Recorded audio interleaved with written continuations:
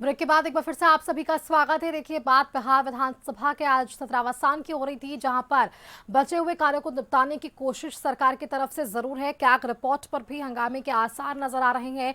पिछले विधानसभा की कार्यवाही को अगर हम देखें तो कई मुद्दों पर यहां चर्चाएं जरूर संभव हो पाई है। अधिक जानकारी के साथ हमारे साथ विशेष संवाददाता राजीव रंजन जुड़े हुए हैं, उनका रुख कर लेते हैं। राजीव जी, देखिए, पूरा सत्र हमने देखा, कई विषयों को हमने पटल पर आते देखा, जिस पर बहस भी हुई। कई बार तो ऐसा मौका भी हमने देखा जब सत्ता पक्ष के विधायकों ने ही सवाल खड़े किए। आज आखिरी दिन क्या कुछ कार्यवाही में अब देख पाएंगे?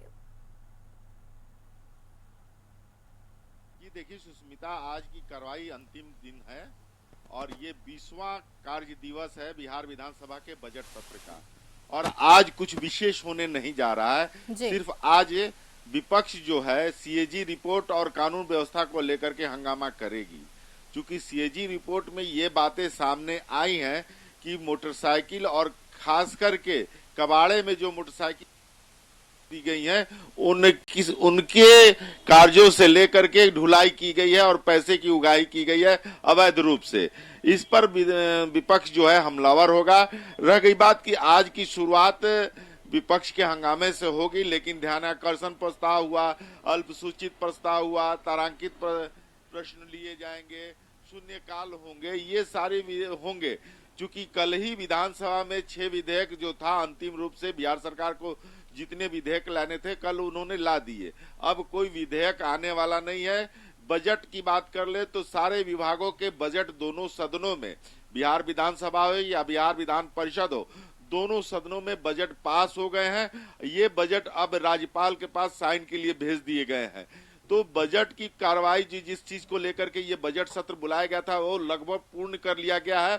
और मुझे लगता है कि आज विपक्ष हंगामा करेगी, लेकिन आज चूंकि सभी लोग अलग मूड में रहेंगे, सभी लोग सत्रावसान के मूड में रहेंगे और हो सकता है कि होली का रंग भी यहाँ देखने को मिल सकता है। चूंकि इसके बाद सभी लोग होली में चले जाएंगे, घर चले जाएंगे, विधायक हो चाहे अन्य कर्मी हो या फिर सभी लोग चले जाएंगे।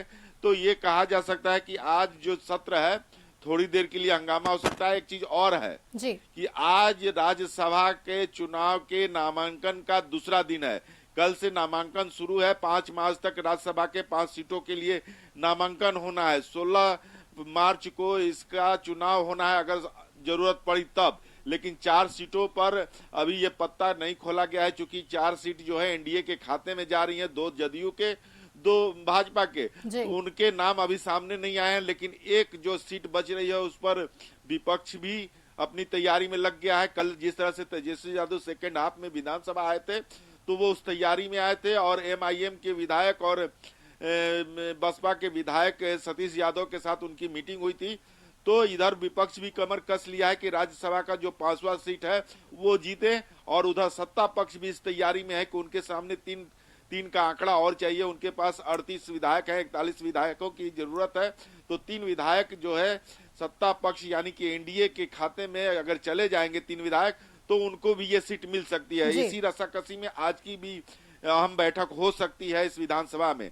तो कुल मिला के कहा जा सकता है कि विपक्ष आज हमलावर होगा, अंतिम दिन अपनी दमखम दिखाने की कोशिश करेगा और उस स्थिति में सत्ता पक्ष भी तैयार बैठा है। सुष्मिता, बिल्कुल राजीव जी, आपने सही बताया किस तरह से सदन की कार्यवाही चली है और आज आखिरी दिन क्या कुछ विशेष है। लेकिन वही दूसरी तरफ आपने ये भी जो जानकारी दी कि राज्यसभा के जो 5 सीटें हैं उनके प्रत्याशियों के लिए नामांकन का दौर शुरू हो चुका है और इसे नजरअंदाज नहीं किया जा सकता कि इस वक्त जो है बिहार के धरती पर केंद्रीय गृह मंत्री अमित शाह की मौजूदगी है। वो किस मायने में खास हो जाता है अगर राज्यसभा के चुनाव के परिप्रेक्ष्य में बात करें, क्योंकि एक तरफ ये जरूर स्पष्ट किया गया है कि उनका ये आगमन घुसपैठ और सीमावर्ती क्षेत्रों की सुरक्षा को लेकर है। लेकिन क्या हम इसके दूसरे मायने भी निकाल सकते हैं, क्योंकि राज्यसभा के लिए भी नामांकन की प्रक्रिया इसी दौरान शुरू हुई है?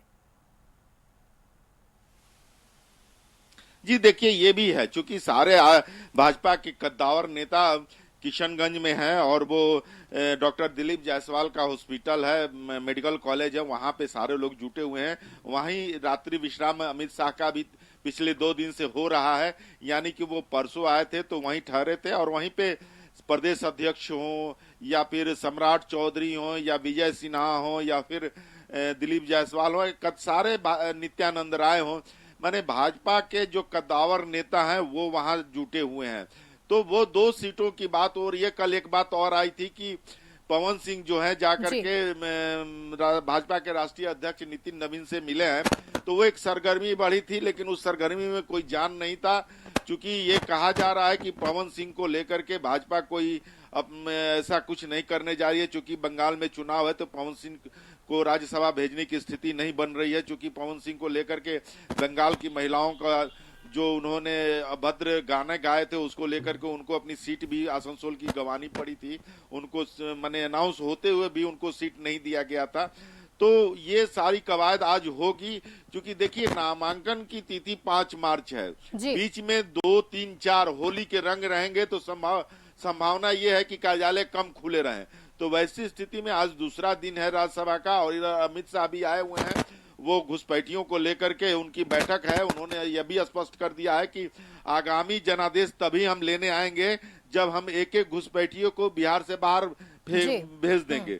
तो वो भी एक मुद्दा है, लेकिन मुद्दा ये है कि राज्यसभा की सीटों को लेकर के आज नामांकन का दूसरा दिन है। कल एक भी नामांकन नहीं हुआ था, लेकिन कल बैठकों का दौर कल से शुरू है, और खास करके विपक्ष तेजस्वी यादव प्रतिपक्ष के नेता वो सक्रिय हो गए हैं, क्योंकि जिस तरह से एमआईएम ने अपने लिए मांगा था कि राज्यसभा की सीट हमें दीजिए और विधान परिषद की सीट आप ले लीजिए, लेकिन अब एमआईएम के लोग कल जिस तरह से अख्तारुल इमाम जो है एमआईएम के प्रदेश अध्यक्ष तेजस्वी यादव से मीटिंग में मिले, वहीं एकमात्र बसपा के विधायक सतीश यादव भी उनसे मिले। तो एक बात, एक रूपरेखा तैयार हो रही है 41 विधायकों की, चूंकि 35 विधायकों के साथ महागठबंधन है, जिसमें से 25 विधायक आरजेडी के हैं, 6 कांग्रेस के हैं, 2 माले के हैं, 1 सीपीएम के हैं, 1 सीपीआई के हैं।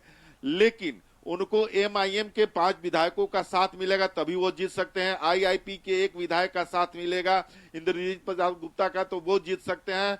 बसपा के एकमात्र विधायक सतीश यादव का अगर उनको साथ मिलता है तब उनको 41 वोट मिलेंगे, यानी 41 विधायकों का समर्थन मिलेगा, तब उनका प्रत्याशी जीतेगा।